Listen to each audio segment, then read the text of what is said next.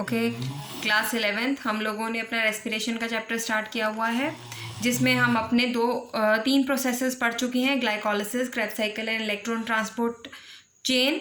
अब हम जो पढ़ने जा रहे हैं वो है amphibolic pathway. Amphibolic pathway, amphi का मतलब होता है ड्यूअल।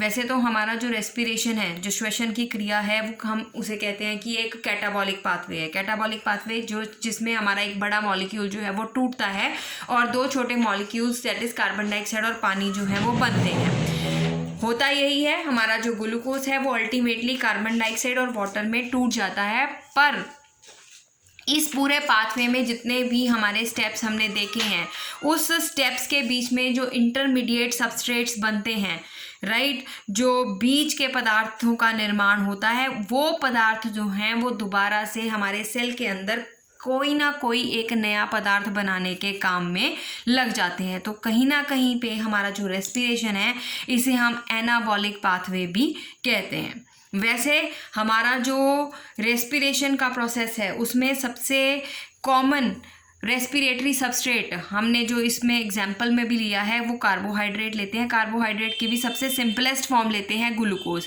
अगर हमारे पास कार्बोहाइड्रेट्स की दूसरी फॉर्म उपस्थित होंगी, मान लीजिए ग्लाइकोजन या स्टार्च है, तो पहले वो ग्लाइकोजन और स्टार्च ग्लूकोज में टूटेगा और उसके बाद हमारे पास ये रेस्पिरेशन का प्रोसेस स्टार्ट होगा, जो हमने वेरी फर्स्ट रिएक्शन में किया था, जिसमें ग्लूकोज जो था वो ग्लाइकोलिसिस वाले प्रोसेस में एंटर किया था। और ग्लाइकोलिसिस में number of steps of reactions के द्वारा इसमें पायरुविक अम्ल का जो था वो निर्माण हुआ था, पायरुविक एसिड जो था वो बना था, राइट। अब हमने इसमें देखना है कि कार्बोहाइड्रेट्स के अलावा भी हम अपने फूड में हम वसाएं भी लेते हैं, प्रोटीन्स भी लेते हैं, हम फैट्स भी लेते हैं, फैट्स भी हम कंज्यूम करते हैं और प्रोटीन्स भी हम लोग कंज्यूम करते हैं, राइट। अब ये प्रोटीन्स और फैट्स भी कहीं ना कहीं जो है वो हमारे रेस्पायर तो होंगे ना, ऑक्सीडाइज्ड होंगे, ये भी रेस्पिरेशन में पार्टिसिपेट करेंगे। ये जो प्रोटीन और वसाएं हैं, ये इनका भी जब डाइजेशन होता है, ये भी सिंपलेस्ट फॉर्म में टूटते हैं। हम लोगों ने डाइजेशन का पूरा प्रोसेस जो है वो 10th क्लास में पढ़ा हुआ है। प्रोटीन जो है वो अमीनो अम्लों में टूटते हैं और वसाएं जो हैं वो फैटी एसिड और ग्लिसरॉल में टूटती हैं। अब ये फैटी एसिड और ग्लिसरॉल का भी हमारे पास क्या होगा, ऑक्सीडेशन होगा। इसी तरह से अमीनो अम्लों का भी ऑक्सीडेशन होगा। ये भी कहीं ना कहीं हमारे इस रेस्पिरेशन के प्रोसेस में अंदर कहीं ना कहीं से घुसेंगे, राइट। कैसे घुसते हैं? प्रोटीन जब टूटते हैं अमीनो अम्लों में आफ्टर डाइजेशन। हमें पता है डाइजेशन के दौरान प्रोटीन जो है वो अमीनो एसिड्स में टूट जाते हैं। अमीनो एसिड्स जो हैं वो फिर किसका निर्माण करेंगे? पायरुविक एसिड का। और पायरुविक एसिड के थ्रू ये हमारे पास किस में एंटर कर जाएंगे? ये एंटर कर जाएंगे हमारे रेस्पिरेटरी पाथवे में, हमारे टीसीए साइकिल में। इसी तरह से हमारी फैट्स हैं, वसाएं हैं, वसाएं जो हैं वो फैटी एसिड, वसी अम्ल और ग्लिसरॉल में टूट जाती हैं। ग्लिसरॉल 3 कार्बन कंपाउंड है और इस 3 कार्बन कंपाउंड से हमारे पास फिर से किस में चेंज हो जाती हैं? ये डाईहाइड्रोक्सी फॉस्फेट में, राइट। और ये डाईहाइड्रोक्सी फॉस्फेट जो है वो कहाँ एंटर कर जाता है? फिर आगे नंबर ऑफ रिएक्शन के द्वारा it changes into pyruvic acid and then pyruvic acid enter into the TCA cycle, ठीक है। इसी तरह से वसीय अम्ल जो है वो एसिटाइल कोएंजाइम ए का फॉर्मेशन करते हैं।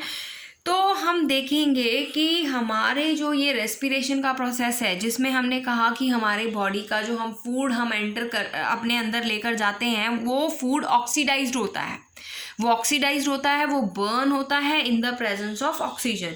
सम फूड कब मतलब बर्न होना शुरू होगा, उसकी ऑक्सीडेशन कब शुरू होगी? आफ्टर डाइजेशन, जब आप उसको डाइजेस्ट कर चुके होगे।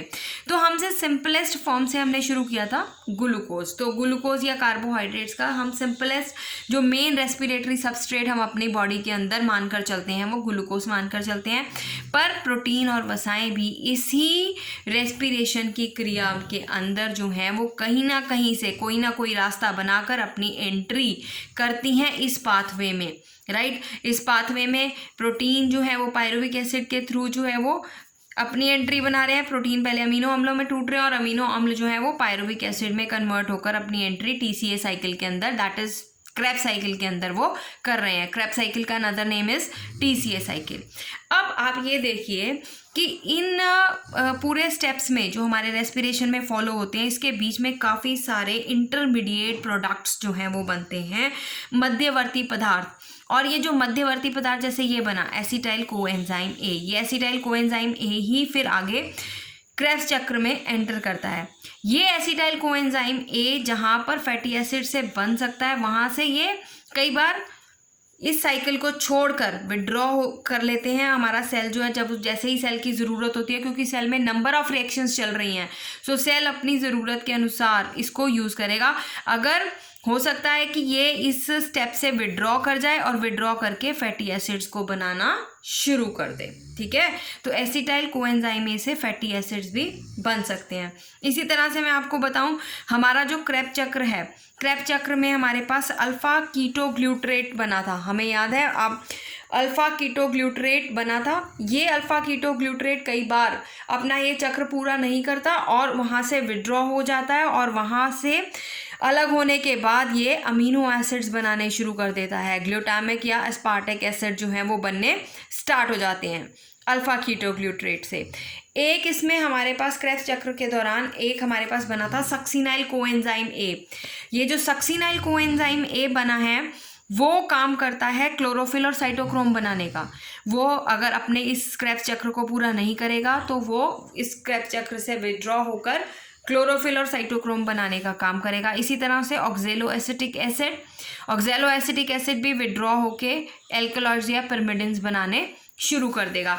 तो कहने का मतलब ये है कि ये जो हमारे पास श्वसन की प्रक्रिया है, ये इसमें एनाबॉलिक और कैटाबॉलिक दोनों प्रोसेसेस जो हैं वो साथ साथ चलते हैं। इसीलिए इस प्रक्रम को हम एम्फीबॉलिक पथ भी कहते हैं। फिर दोबारा से मैं पढ़ रही हूँ, देखिए। प्रोटीन, वसा या कार्बोहाइड्रेट का श्वसन पथ में प्रवेश होने से पूर्व विखंडन होता है, ये टूटते हैं, और मध्यवर्ती पदार्थों से पुनः संश्लेषण भी हो सकता है। पुनः संश्लेषण भी इनका मध्यवर्ती पदार्थों से हो सकता है। इसीलिए रेस्पिरेशन, श्वसन जो है वो एक कैटाबॉलिक प्लस एनाबॉलिक, विघटन और संश्लेषण दोनों प्रक्रम साथ साथ संपन्न होते हैं। इसीलिए इसे हम एम्फीबॉलिक पाथवे भी कहते हैं, राइट। एम्फीबॉलिक पाथवे जिसमें ये टूटने और बनने की प्रक्रिया इकट्ठी चले। देखो जहाँ पर हमने देखा कि ये फाइनली कार्बन डाइऑक्साइड और वाटर में टूट रहा है, पर इसके मध्यवर्ती पदार्थ जो हैं वो कई चीज़ें और भी संश्लेषित कर रहे हैं। अगर वो इस रेस्पिरेशन के स्टेप को पूरा नहीं करते, राइट, तो ये साथ के साथ यहाँ से विड्रॉ होकर कई और चीज़ों का संश्लेषण भी कर रहे हैं। जैसे वसी अम्ल जो है वो अगर एसिटाइल कोएंजाइम के थ्रू ऑक्सीडाइज हो रहा है, तो हो सकता है कि एसिटाइल कोएंजाइम से वसी अम्ल बनने शुरू भी हो जाए, राइट। इसी तरह से अल्फ़ा कीटोग्लूट्रेट जो क्रेब्स चक्र में हमारा एक इंटरमीडिएट, एक मध्यवर्ती पदार्थ बना था, उससे हमारे पास दोबारा से अमीनो एसिड्स बनने शुरू भी हो सकते हैं। उससे अमीनो एसिड्स बनते हैं हमारे पास ग्लूटामिक एसिड और एस्पार्टिक एसिड, ठीक है। तो इसे हम एम्फीबॉलिक पाथवे कहते हैं। आगे देखिए, आगे आपकी बुक में ये टॉपिक गिवन है बच्चों, anaerobic oxidation of pyruvic acid. ये मैंने आपको स्टार्टिंग में ही बताया था। एब्सेंस ऑफ ऑक्सीजन में हमारे पास जो पायरुविक एसिड है वो कम्प्लीटली नहीं टूट पाता। कार्बन डाइऑक्साइड और वाटर जो है वो और एनर्जी रिलीज़ नहीं होती जैसे ऑक्सीजन की प्रेजेंस में रिलीज़ हुई थी। यहाँ पर जो ऊर्जा की मात्रा है वो कम निकलती है, प्लस ऊर्जा की मात्रा कम निकलने के साथ साथ अल्कोहल का निर्माण होता है, कभी कभी एसिड का भी निर्माण हो जाता है। वो डिपेंड करता है कि किस तरह के एंजाइम्स जो हैं वो उस पर एक्ट कर रहे हैं। ये पाथवेज जो हैं हम पहले इस चैप्टर के स्टार्टिंग में डिस्कस कर चुके हैं। अब हमारा जो लास्ट टॉपिक इस चैप्टर में रह गया वो है रेस्पिरेटरी ओशिएंट या श्वसन गुणांक। श्वसन गुणांक क्या होता है बेटा? श्वसन गुणांक एक रेशो है। किसकी रेशो है?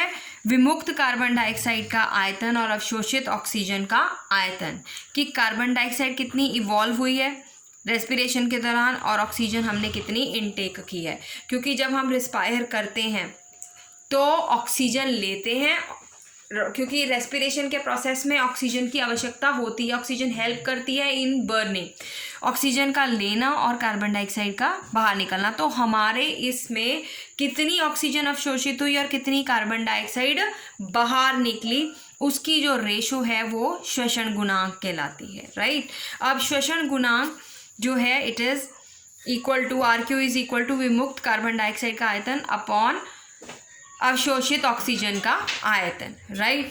अब श्वसन गुणांक जो है वो डिफरेंट रेस्पिरेटरी सबस्ट्रेट के लिए अलग अलग होता है। जैसे अगर तो कार्बोहाइड्रेट है तो उसमें श्वसन गुणांक 1 होगा, राइट। अगर वसाएं हैं उनमें श्वसन गुणांक 1 से कम होगा। अब हमारे पास यहाँ पर देखिए RQ ऑफ कार्बोहाइड्रेट, इसकी सिंपल आप रिएक्शन देख लीजिए। यहाँ पर 6 ऑक्सीजन के मॉलिक्यूल्स हैं जो रिक्वायर्ड हुए थे ग्लूकोज के बर्न करने के लिए, और 6 ही कार्बन डाइऑक्साइड जो है वो बाहर निकली है। तो 6/6 कितना आ गया 1। तो कार्बोहाइड्रेट का श्वसन गुणांक हमेशा क्या रहेगा 1 रहेगा। वसा का श्वसन गुणांक 1 से कम होता है क्योंकि वसाओं को जो है ऑक्सीकरण के लिए, ऑक्सीडेशन के लिए अधिक ऑक्सीजन की आवश्यकता होती है। डिनोमिनेटर अगर बड़ा हो जाएगा न्यूमिनेटर से, ऊपर वाले से नीचे वाला अगर बड़ा हो जाएगा तो ऑब्वियसली वो हमारे पास कम आएगी वैल्यू जो है। तो ये 1 से कम होती है। यहाँ पर ऑक्सीजन रिक्वायर्ड ज़्यादा है और कार्बन डाइऑक्साइड इन्वॉल्व जो है वो कम है, राइट। कम कार्बन डाइऑक्साइड बाहर निकली है पर ऑक्सीजन की आवश्यकता ज़्यादा थी। क्यों? क्योंकि वसाओं को ऑक्सीकृत करने के लिए ज़्यादा ऑक्सीजन की आवश्यकता होती है, राइट। तो यहाँ पर हमारे पास जो श्वसन गुणांक है वो कितना है 1 से कम, दैट इज़ 0.7। ये वैल्यूज़ भी आप लर्न कर लेना। कई बार आपको 1 मार्क का क्वेश्चन ये भी आता है या 2 मार्क्स में भी आ सकता है। श्वसन गुणांक क्या होता है, वसाओं का श्वसन गुणांक लिखिए, या प्रोटीन्स का श्वसन गुणांक क्या होगा। प्रोटीन्स का श्वसन गुणांक बच्चों रहेगा, ये भी 1 से कम रहता है। 0.5 से लेकर 0.9 तक ये वेरी करता है, डिपेंड करता है किस तरह का वो प्रोटीन है और उसको ऑक्सीडाइज करने में कितनी मात्रा की आवश्यकता हुई है, राइट। अब आगे देखिए हमारे पास ऑर्गेनिक एसिड, जितने भी कार्बनिक अम्ल हैं उसमें कितना श्वसन गुणांक की आवश्यकता है। कार्बनिक अम्ल जो हैं उनमें ऑलरेडी खुद में ही बहुत ज़्यादा ऑक्सीजन होती है, ठीक है। तो इसीलिए इनके ऑक्सीकरण के लिए हमें ज़्यादा ऑक्सीजन की मात्रा की आवश्यकता नहीं होती, इन्हें कम ऑक्सीजन चाहिए होती है। इसीलिए इनका श्वसन गुणांक जो है वो 1 से अधिक आता है, राइट। तो जितने भी हमारे कार्बनिक अम्ल हैं दे ऑलरेडी हैव, मतलब इनके पास ऑलरेडी ही ऑक्सीजन की मात्रा बहुत ज़्यादा है। अब इनके पास जब ऑक्सीजन की मात्रा ऑलरेडी बहुत ज़्यादा है तो इन्हें क्या होगा, इन्हें कम ऑक्सीजन चाहिए होगी। ऑक्सीजन कम चाहिए होगी तो इनका श्वसन गुणांक जो है वो 1 से ज़्यादा आएगा, राइट। तो इनका 1 से ज़्यादा है। इसी तरह से हमारे पास श्वसन गुणांक जो है इसका एनारोबिक रेस्पिरेशन का, एनारोबिक रेस्पिरेशन में तो ऑक्सीजन की ज़रूरत ही नहीं होती। जब ऑक्सीजन 0 हो जाएगी किसी भी नंबर के अपॉन 0 जो है वो क्या होता है अनंत, इन्फिनिटी हो जाएगा उसका। तो यहाँ पर हमारा रेस्पिरेशन का चैप्टर जो है वो ख़त्म होता है।